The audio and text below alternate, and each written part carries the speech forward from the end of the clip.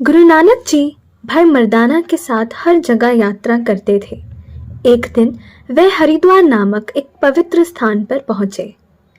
यह स्थान जहां 3 पवित्र नदियां आपस में मिलती हैं। कहा जाता है कि इसे शिव, ब्रह्मा और विष्णु देवताओं ने आशीर्वाद दिया था। वहां लोगों की भारी भीड़ जमा हो गई। वह मंत्रोच्चार और प्रार्थना कर रहे थे। ब्राह्मण कहे जाने वाले तथाकथित पवित्र पुरुषों के नेतृत्व में लोगों ने अपने परिवार के उन लोगों को श्रद्धांजलि देने के लिए सुबह के सूरज की ओर जल दे रहे थे जो मर चुके थे। जब लोगों की यह भारी भीड़ मंत्रोच्चार कर रही थी और जल अर्पित कर रही थी, तो गुरु नानक भी नदी में चले गए और उन्होंने भी पानी फेंकना शुरू कर दिया।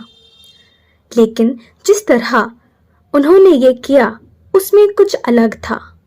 हर कोई उगते सूरज की ओर पानी फेंक रहा था, लेकिन गुरु नानक बाकी सभी से बिल्कुल विपरीत दिशा में जल दे रहे थे। इस दृश्य को देखने के लिए भीड़ जमा हो गई। एक ब्राह्मण ने कहा, अगर तुम हिंदू नहीं हो तो तुम हिंदू पूजा स्थल पर क्यों आए हो? हाँ, दूसरे ने कहा, मूर्ख आदमी, तुम्हें ऐसा अजीब काम करना किसने सिखाया? किसी और ने कहा, तुम आखिर पानी को उल्टा क्यों दे रहे हो? गुरु नानक जी ने ब्राह्मण की ओर देखा और कहा, तुम सूर्य को जल क्यों देते हो? पुजारी ने गर्व से कहा, हम अपने पूर्वजों के सम्मान में सूर्य को जल देते हैं। इससे उन्हें खुशी, आशीर्वाद और समृद्धि मिलती है।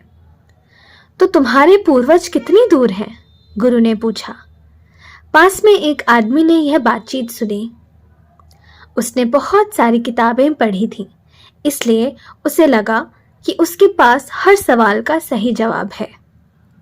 उसने कहा, हमारे पूर्वज हजारों हजारों मील दूर रहते हैं। फिर से गुरु ने सूर्य से दूर दिशा में जल देना शुरू कर दिया।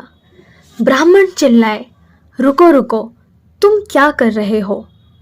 गुरु नानक जी ने उनसे कहा, मेरे गांव में मेरा एक खेत है जो इस दिशा में है। मेरे खेतों को वास्तव में पानी की ज़रूरत है, खासकर साल के इस समय में। अगर मैं यह पानी उन तक नहीं पहुंचाऊंगा तो मेरी फसलें सूख सकती हैं। अब उन्हें सचमुच लगा कि वह बिल्कुल पागल हैं। उनमें से एक ने पूछा, यहाँ से पानी पंजाब तक कैसे पहुंच सकता है? गुरु नानक ने कहा, अच्छा, मेरा खेत तुम्हारे पूर्वजों से कहीं ज्यादा नजदीक है। पानी तुम्हारे पूर्वजों तक जा सकता है तो मेरे खेतों तक भी जा सकता है। खैर, यह सच था।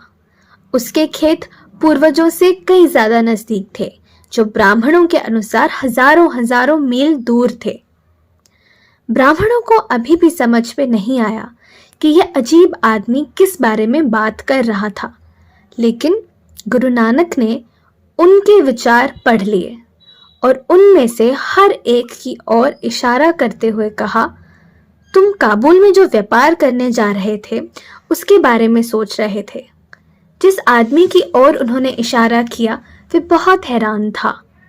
ठीक यही वह सोच रहा था। फिर गुरुजी ने दूसरे आदमी की ओर इशारा करते हुए कहा, और तुम प्यारे ब्राह्मण, तुम दिल्ली में अपने व्यापार के बारे में सोच रहे हो। गुरुजी ने आगे कहा, पंडित जी, तुम सोच रहे थे कि तुम आज यहाँ आने वाले लोगों से कैसे पैसे कमाओगे। उन्हें ठीक ठीक पता था कि उनमें से हर एक वास्तव में क्या सोच रहा था। अब वे लोग हैरान और असहाय हो गए। उसने अभी अभी साबित किया था कि उनके दिमाग कहीं और ही थे। उनके दिमाग पैसे के बारे में सोच रहे थे और उनके दिल में भगवान नहीं थे। वह आध्यात्मिक नेता थे, लेकिन वह भगवान के बजाय पैसे के बारे में सोच रहे थे। गुरु नानक ने उन्हें नम्र बना दिया था। हम क्या कर सकते हैं? पंडित ने पूछा। गुरु ने कहा, ईमानदारी से सत नाम का जाप करो और इसे अपने अंदर प्रेम से भरने दो।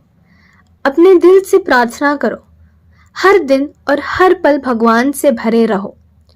लोगों की मदद करो, उनके साथ रहो और उन्हें सत्य की ओर ले जाओ। जैसे ही यह गहरे शब्द उनके दिमाग में उतरे, वह लोग चुपचाप खड़े रहे। मर्दाना और गुरु नानक ने प्रेम और दयालुता के साथ सत्य का प्रसार करते हुए अपनी यात्रा जारी रखी। अगर हम अपने दिल में भगवान को नहीं रख सकते, तो हम क्या करते हैं? हम किस धर्म को मानते हैं? इससे क्या फर्क पड़ता है? आइए हम सभी के साथ और खास तौर पर अपने साथ ईमानदार रहें।